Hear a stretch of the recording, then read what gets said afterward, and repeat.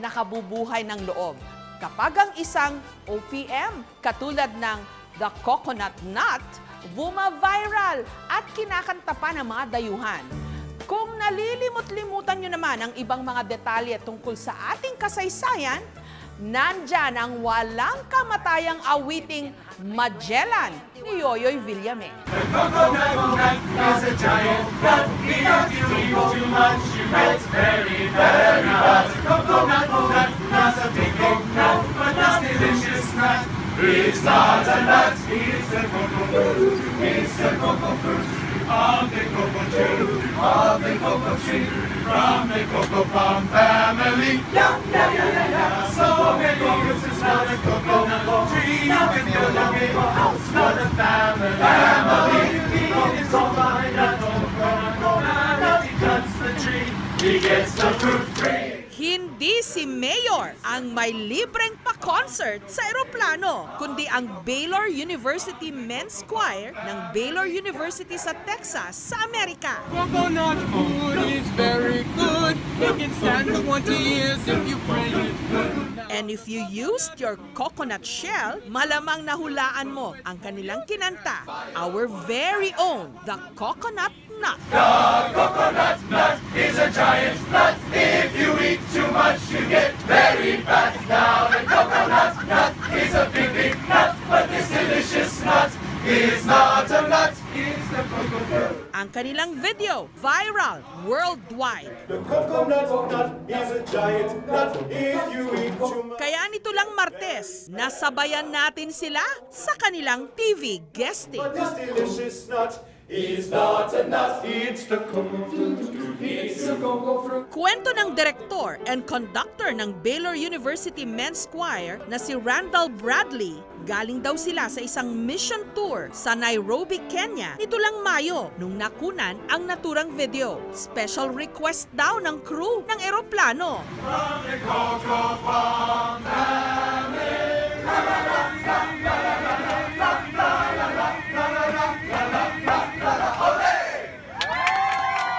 I think this song has become a favorite of the Baylor Men's Choir because the song is a great song. It's funny, it's humorous, it's catchy, people want to hear it. They also love the action. The coconut nut is a giant nut. Ang kanta, narinig lang daw nila nung nag-perform ang isang Japanese choir sa isang concert sa Oklahoma. Dahil naaliw sila ng husto, inaral nila ang kanta. It's the cocoa fruit. It's the cocoa fruit of the cocoa tree, of the cocoa tree, from the cocoa palm family. Ang The Coconut Song, pinasikat ng grupong Smoky Mountain taong 1991. Ang may likha nito, walang iba kundi si Maestro Ryan Cayabyab. The coconut nut is a giant nut. If you eat too much, you get very fat. The coconut nut is a big, big nut, but this delicious nut is not a nut. It's the cocoa fruit. It's the cocoa fruit Of the cocoa tree, of the cocoa tree, from the cocoa palm family. Alam mo, ang una lang kasi pumasok sa akin ay play on words. Now, the coconut nut is a big, big nut, but this delicious nut is not a nut. Yung play na ganon, na very Pinoy, yun ang parang pinipilit kong i-achieve, no?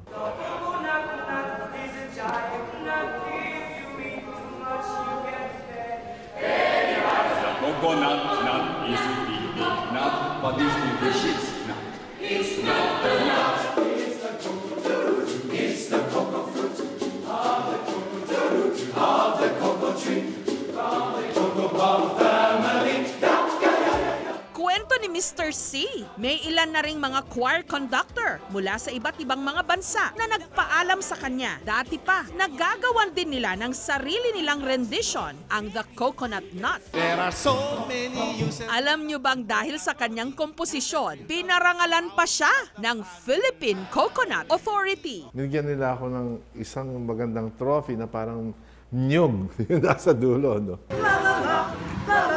Samantala, ang mga taga Baylor University Men's Choir, walang kamalay-malay na makikilala na nila sa pamamagitan ng internet ang utak sa likod ng kinanta nila. surprise! Hi! Hi, hello there. Nice to see you. I'm so happy, I'm so glad to see you. And actually, I've seen some of your posts from your rehearsals. Thank you. And they always point to you as the fat guy. You don't get very fat, so. Yes, exactly. Yeah. I know. So thank you so much, because this is like a new ride. It's a new roller coaster ride for me here. You know, just because of your performance. We have loved singing the song, and we've sung the song 3 different times in the past. Thank you for giving us an amazing song to sing. At syempre, kinantahan din ng choir si Maestro Ryan Cayabyab. The coconut nut is a giant nut. If you eat too much, you get very fat. Now the coconut nut is a big, big nut, but this delicious nut is not a nut. Thank you very much. Thank you, Sir Randall. Thank you very much. Ang The Coconut Nut na iibaraw sa ibang mga nilikha ni Mr. C. Ang atake kasi niya rito, novelty. Bagay na hindi naman niya pangkaraniwang ginagawa. Ang inspirasyon daw niya o peg sa paglikha nito, walang iba kundi ang king of novelty songs sa Pilipinas, si Yoyoy Villame. Sino ba naman ang hindi nakakaalam sa pinakasikat na sigurong kanta ni Mang Yoyoy? Nilikha niya taong 1972, ang Magellan. On March 16, 1521, when Philippines was discovered by Magellan. Tungkol ito sa kabayanihan ni Lapu-Lapu laban kay Magellan na tinangka noong sakupin ang isla ng Mactan.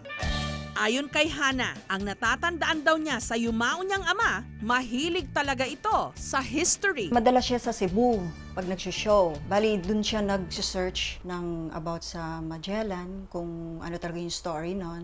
Nakakita siya ng libro at dun rin siya nag-start mag-recording sa Cebu. Naging patok daw noon ang kantang Magellan sa mga radio station sa Visayas. When Philippines was discovered by Magellan, they did not understand this speaking they have done, because Castilla did at waray-waray man.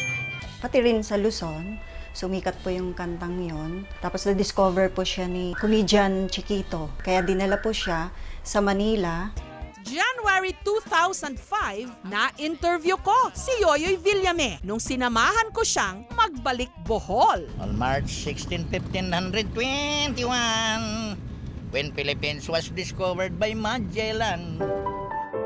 Taong 2007, pumanaw si Yoyoy Villame. When Magellan landed in Cebu City. Pero ano itong bali-balita na meron daw nakakita at nakarinig sa kanya? On March 16, 1521, when Philippines was discovered by Magellan. Hindi po si Mang Yoyoy, kundi ang kanyang ka-look-alike at ka-voice-alike din, si Jimlen. On March 16, 1521, when Philippines was discovered by Magellan, they were sailing day and night across the big ocean until they saw a small Limasawa Island. Magellan landed in Dawa at noon. Bata pa lang daw si Jimlen, idolo na niya ang hari ng novelty songs. At katulad niya, si Jimlen, proud Bisaya rin. Seryo, kung asa man ka karon, hinaot nga naka sa mayong mga tuan karon. Ako na bahala diri, akong padayon ni ang imuhang gibiyaan ng mga kanta. Ako'y magpabdugang lingaw sa mga tao. Mao naman akong kitagaan sa Ginoo ani nga pare-pare tag itsura. Ako ani padayon. Pero ang tanong, historically accurate ba ang kanta sa mga nangyari noong 1521? Hindi raw tamang sabihin na ang nakadiskubre ng Pilipinas si Magellan. Dahil bago pa dumating ang mga Kastila, narito na ang ating mga ninuno na may sariling kaalaman. Then the battle began at dawn, Bolos and spears versus guns and cannons. When Magellan was hit on his neck, he stumbled down and cried and cried. Hindi daw tama ang mga detalye kung paano namatay si Magellan. Sabi ni Pigafetta, ang talagang naging daan para mapatay siya, nakita na wounded siya sa kanang braso. Nilapitan na siya nung isang taga-Mactan, may hawak na bolo, tinira siya sa kaliwang binti, tumumba siya, una yung muka, kinuyog na. Sa version natin, sa oral tradition sa Cebu, ang death blow kay Magellan, hindi sibat, kundi hataw ng arnis sa kaliwang mukha ni Magellan. Oh, mother, mother, I am sick. Call the doctor very quick. Doctor, doctor, shall I die? Tell my mama, do not cry. The coconut is a giant nut. If you eat too much, you get very, very fat. Ang mga awiting hindi tatanda, immortal, mananatiling pambata. It's the cocoa fruit, it's the cocoa fruit of the cocoa tree, from the cocoa palm family. Yeah, yeah, yeah, yeah. Ipapaalala ang tungkol sa ating kasaysayan. That's the name of Magellan in the island of Mactan long time ago, ladies and gentlemen. At ibabalik tayo sa ating kabataan. La la la la la la la la la la la la la la.